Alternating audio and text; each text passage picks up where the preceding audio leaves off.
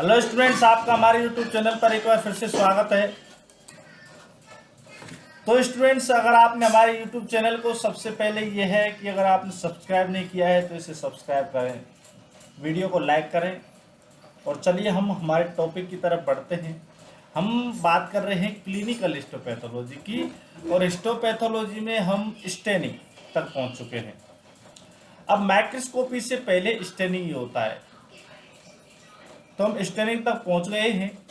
यानी कि जो हमारा चैप्टर है वो 70% से ऊपर क्या है, क्लियर हो गया है।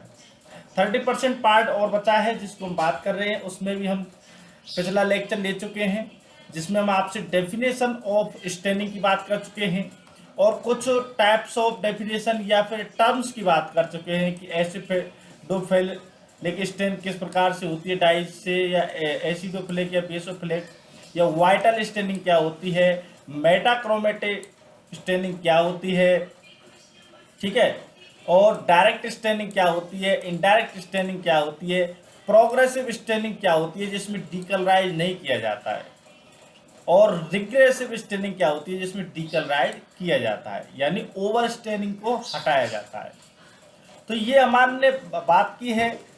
तो आगे हम बात करते हैं और जो टर्म्स हैं। अब हमने जो प्रोग्रेसिव और रिग्रेसिव जो वर्ड पढ़े थे अभी तक, उनमें हमने डीकलराइजेशन की बात की। चलिए तो हम उसी को समझ लेते हैं, डीकलराइजेशन होता क्या है।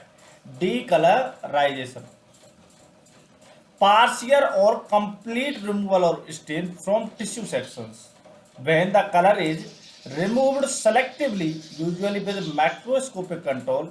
It is called differentiation. In case decolorization is to restain the selection with some other stain, acid alcohol treatment is the method of choice. अब देखिए, अगर आप उसको आपने जो स्टेन डाली है, ठीक है, अब उसमें आप माइक्रोस्कोप में कैसा देखना चाहते हैं, माइक्रोस्कोप में कैसा देखना चाहते हैं, आपको ये चीज क्या है, आपने सिंगल स्टेन की है और सिंगल स्टेनिंग में अगर आपको ज्यादा स्टेनिंग चाहिए या कम स्टेनिंग चाहिए, तो ऐसी चीजों को अगर आप देखते हैं तब क्या है, आप स्टेनिंग हटाते हैं, कम ज्यादा करते हैं स्टेन को, तो उससे तो कहते हैं हम डिफरेंशिएशन। बात आ गई समझ में कि आपने स्लाइड ली, स्लाइड को रखा, स्लाइड पर आपने स्टेन डाला, एक टाइम तक डाल दिया। अब आपने क्या है, उसको माइक्रोस्कोप में ले गए भाई साहब। माइक्रोस्कोप में आपने क्या दिखा कि आपने देखा कि उसमें ज्यादा ओवर स्टेन है, यानी ज्यादा स्टेनिंग है, अच्छी तरीके से आप जो देखना चाह रहे हैं वो नहीं दिख रहा है, ठीक है। तो वो क्या है, फिर अब उस स्टेन को ही हटा दिया जाएगा। उसी स्टेन से हम चीज को देख रहे हैं और उसी स्टेन को हटाया जाएगा। मतलब उसमें ज्यादा स्टेनिंग हो चुकी है तो उसको हटा दिया जाएगा और फिर आप उसको माइक्रोस्कोप के अंदर देखेंगे जब आपको अच्छी तरीके से वो जो चीज है वो दिखेगी। तो स्टूडेंट्स, इस चीज को तो हम कहते हैं डिफरेंशिएशन। आगे बात समझ में क्या कहा है मैंने। चलिए, अब डिफरेंशिएशन आपको समझ में आ गया। अब क्या हुआ है कि अब आप ओवर स्टेन को हटा रहे हैं और किसी दूसरी स्टेन को और डाल रहे हैं, यानी आप और किसी जो टिश्यू के पार्ट से उनको भी स्टेन करना चाहते हैं। क्या कह रहा हूं मैं, आप क्या है, स्टेन जो है उसको हटा रहे हैं, यानी ओवर स्टेनिंग जो हटा रही है, आप माइक्रोस्कोप में उसको नहीं देख रहे हैं और दूसरी जो टिश्यू में चीजें हैं उनको स्टेन करने के लिए दूसरी स्टेन डाल रहे हैं। और आपको ये चाहिए कि हमारी मतलब जो आप मेन स्टेनिंग कर रहे हैं वो भी आपकी बची रहे और जो आप और कुछ देखना चाहते हैं वो भी आपका बचा रहे। तो इसके लिए हम क्या है, बीच में डीकलराइजर यूज करते हैं। यानी कि भाई मान के चलो आपने स्टेन डाल दी, डीकलराइज नहीं डाला, अब आप माइक्रोस्कोप में अपनी उस मेन चीज को देखना चाहते हैं, ठीक है। तो अब वो तो क्या हो गया है, वो ओवर स्टेन हो गया है, यानी आपको वो धुंधला दिख रहा है। तो अब क्या है, आप पहले ही ऐसा कोई काम करिए जिस काम से क्या है, आप दूसरी स्टेन को भी डालें दूसरी चीज को देखने के लिए एक स्लाइड में, तो वो भी देखिए और वो भी देखिए, दोनों चीजें देखिए, यानी आपको कंपैरिजन अच्छी तरीके से आ जाए। समझ में आ गई ना बात।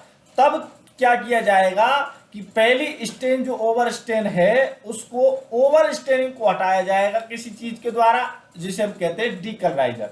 तो वो क्या है, ओवर स्टेन को हटा देगा, उसको कहते हैं हम प्राइमरी स्टेन जो पहले डाली गई है, ठीक है। उसको प्राइमरी स्टेन को इतना हटा देगा, बिल्कुल साफ नहीं करेगा, ओवर को हटाएगा जो जरूरत नहीं है जिसकी। फिर क्या है, दूसरे बैकग्राउंड को देखने के लिए क्या है, हम डीकलराइजर डाल देंगे, वो ओवर स्टेन को हटा देगा, उसको वॉशिंग कर देंगे, उसके बाद में फिर दूसरी स्टेन डालेंगे। आगे बात समझ में। तो ये जो प्रोसेस है, इसी प्रोसेस को हम डीकलराइजेशन प्रोसेस कहते हैं। अब तो मुझे लगता है आपको अच्छी तरीके से समझ में आ गया होगा। और इसके लिए मोस्टली एसिड एल्कोहल लिया जाता है, 50%, 70%, 20%, वो कंसंट्रेशन के हिसाब से H2SO4 लिया जाता है। आगे बात समझ में। चलिए अब आगे हमने बात करते हैं differentiation in regressive staining. Differentiation is the removal of washing out the excess stain until the colour is retained only in the tissue component to be studied. तो ये मैं आपसे अभी इसमें डीकलराइजेशन में अच्छी तरीके से इसी चीज को समझा चुका हूं कि भाई साहब आप जो कंपोनेंट देख रहे हैं उसको अच्छी तरीके से देखने के लिए आप एक्स्ट्रा स्टेन को आप हटा देते हैं, वो डिफरेंशिएशन कहलाता है। Impregnation, it is the deposition of salts of heavy metals on और around the cells, tissue, constituents etcetera.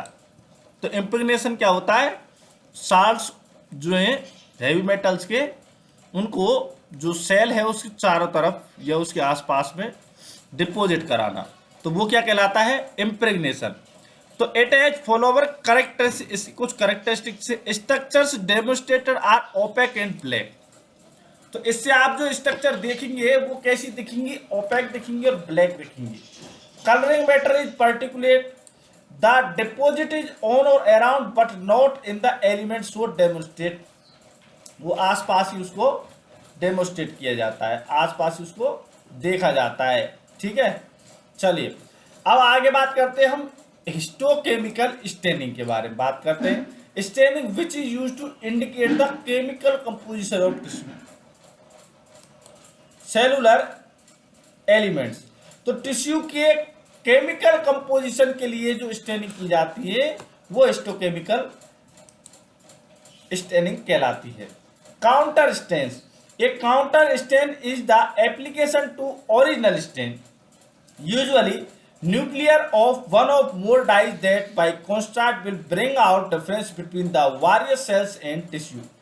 तो इसको क्या है, आप जो ज़्यादातर न्यूक्लियस को स्टेन करने के लिए क्या है, जो सबसे पहले जो आप स्टेनिंग करते हैं वो जो स्टेन जो होती है वो या आप एक डाई से करें 2 डाई से करें, तो उन चीज़ों को देखते हुए जो स्टेनिंग की जाती है वो काउंटर स्टेन कहलाती है। A heavy counter stain is to be avoided lest test if mass the nuclear stain. तो ये क्या करती है, न्यूक्लियर को स्टेन करती है, इसलिए हैवी काउंटर स्टेन नहीं करना चाहिए। It can be done either by using dilute stain, या तो डाइल्यूट स्टेन लीजिए या cutting down the staining time, या फिर टाइम कम कर दीजिए आप, या तो आप डाइल्यूट स्टेन लीजिए या टाइम जो आप लगा रहे हैं उसके लिए उसको कम करिए। Some counter stain which are acidic में लाइटन और रिमूव द न्यूक्लियर स्टेन। तो एसिडिक जो होती है वो न्यूक्लियर स्टेनिंग को कम कर सकती है या हटा सकती है। अब मोर्डेंट क्या होते हैं, mordant substance that causes certain staining reaction to take place by forming a link between tissue and stand.